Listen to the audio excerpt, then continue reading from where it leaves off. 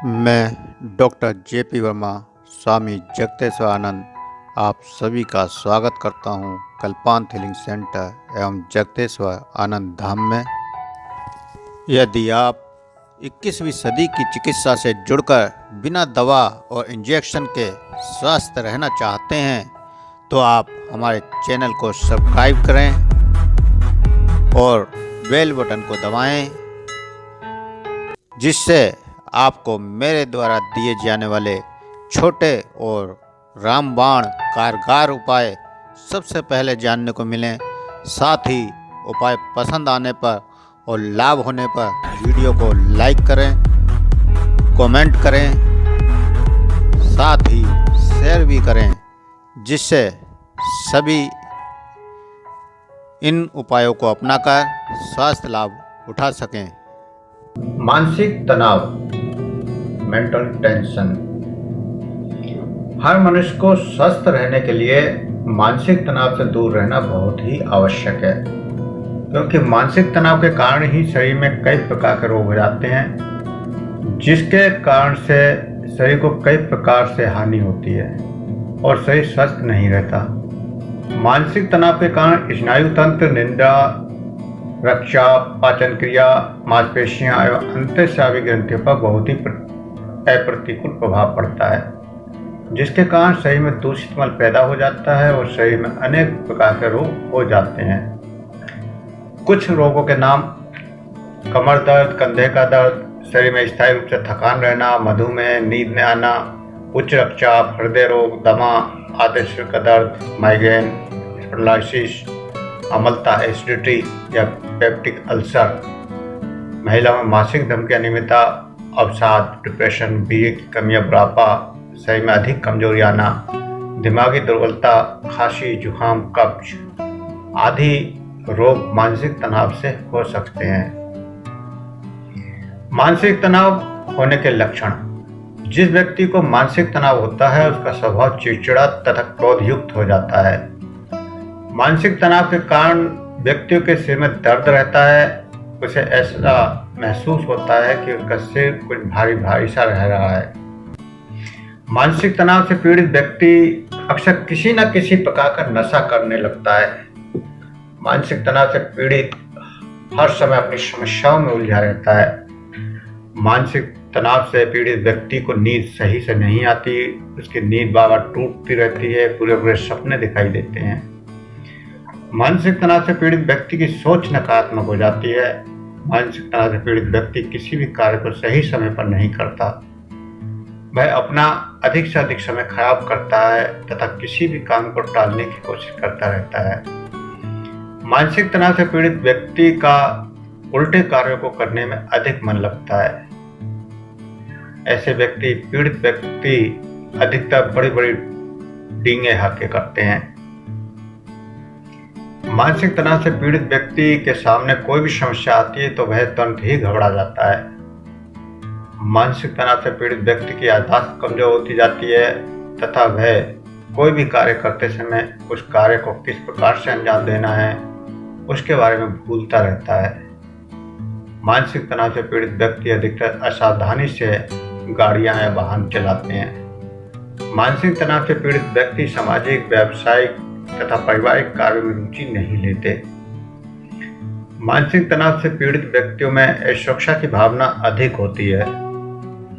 मानसिक तनाव से पीड़ित व्यक्ति अधिकतर बैठे बैठे अपने घुटनों को हिलाते रहते हैं। मानसिक तनाव से पीड़ित व्यक्ति बार बार उत्तेजक पदार्थ जैसे चाय ज़्यादा पीना, कॉफ़ी ज़्यादा पीना या कोई नशा बार बार करना का आदी हो जाते हैं। मानसिक तनाव से पीड़ित व्यक्ति की पलकें बार बार झपकती रहती हैं। मानसिक तनाव से पीड़ित व्यक्ति संकोची स्वभाव के हो जाते हैं। मानसिक तनाव होने के कारण प्रतिस्पर्धा, कड़वाहट, ईर्ष्या की भावना, दृष्टिकोण तथा तुलनात्मक आदि के कारण मानसिक तनाव उत्पन्न होता है। प्रतिस्पर्धा आज के समय की सबसे बड़ी मानसिक तनाव का कारण बनता जा रहा है। हम हर वक्त दौड़ रहे हैं दूसरे को देखकर। हर व्यक्ति सामने वाले से ज्यादा पाने के लिए दौड़ रहा है और इस प्रतिस्पर्धा के कारण मानसिक तनाव से ग्रस्त हो रहा है।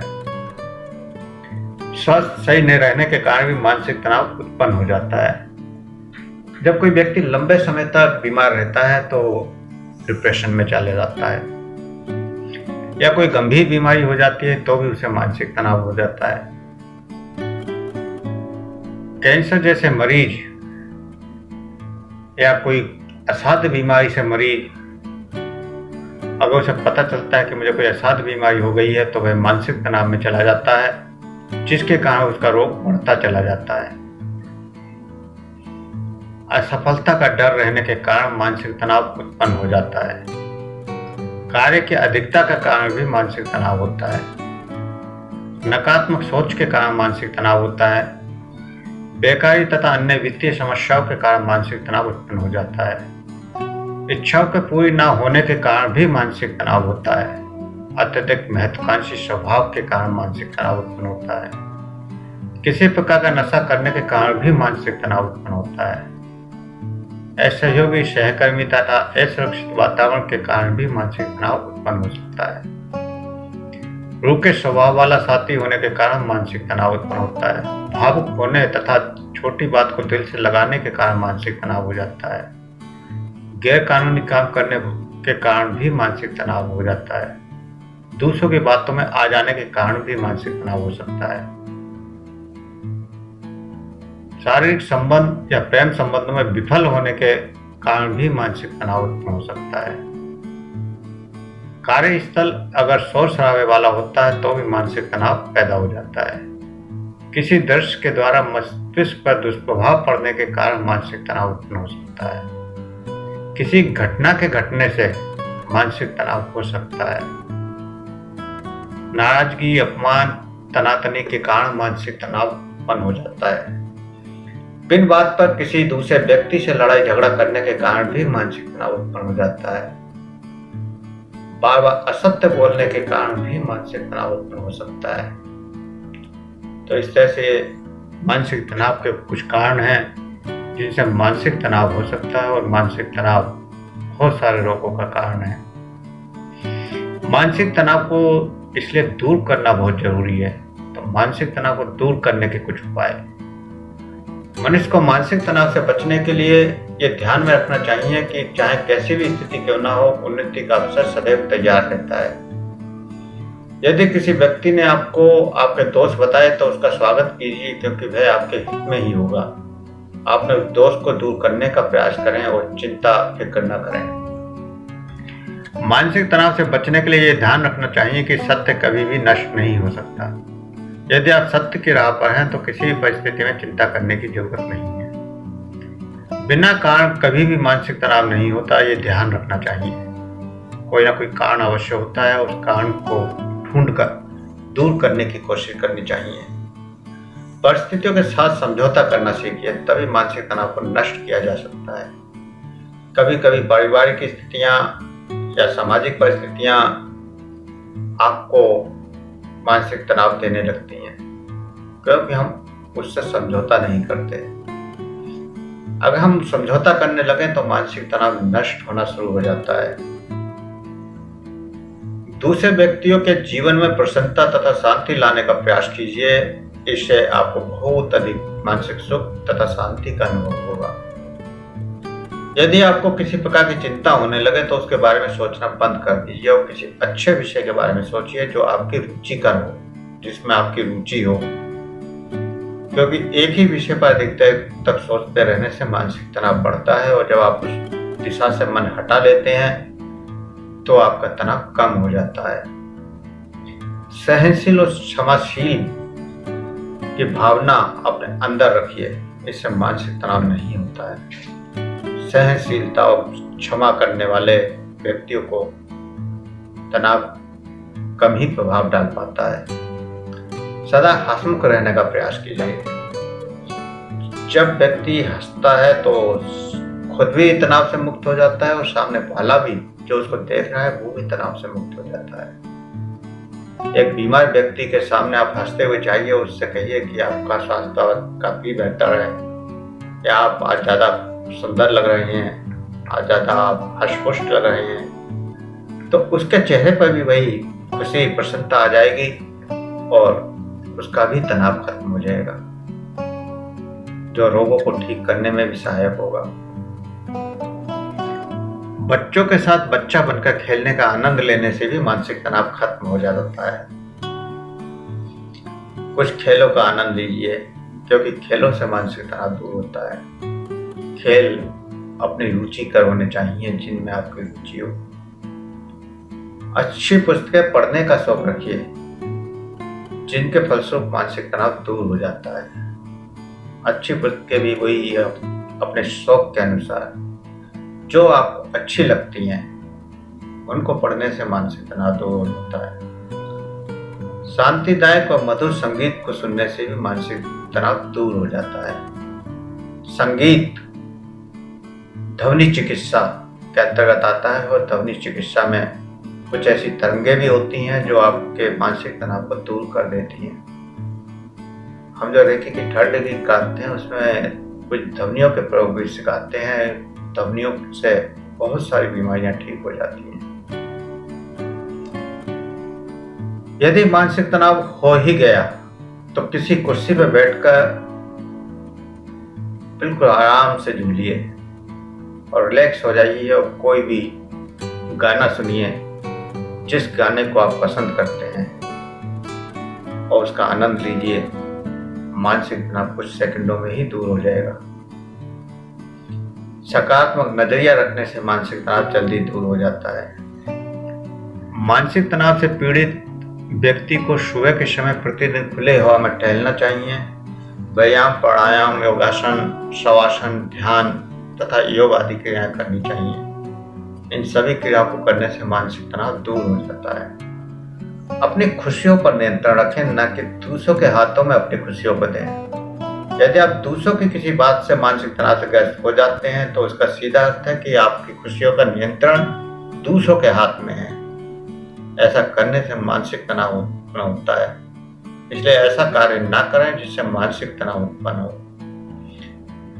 दूसरों की बातों का प्रभाव आपके ऊपर जब पड़ता है जब आप उसकी बात को स्वीकार कर लेते हैं। एक व्यक्ति रास्ते में गाली दे रहा है, हजारों व्यक्ति वहां से निकल रहे हैं, लेकिन किसी के ऊपर कोई प्रभाव नहीं पड़ रहा। लेकिन उन्हीं में से एक व्यक्ति अगर ये महसूस करने लगता है कि ये व्यक्ति मुझे गाली दे रहा है, तो तुरंत मानसिक तनाव उत्पन्न हो जाएगा, क्रोध हो जाएगा, फिर झगड़ा बढ़ जाएगा। तो इस प्रकार जब तक हम किसी की बात को स्वीकार नहीं करेंगे तब तक मानसिक तनाव नहीं होगा।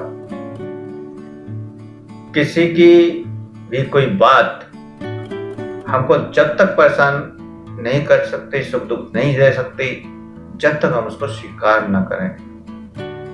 तो स्वीकार न स्वीकार करना आपके अपने हाथ में होता है।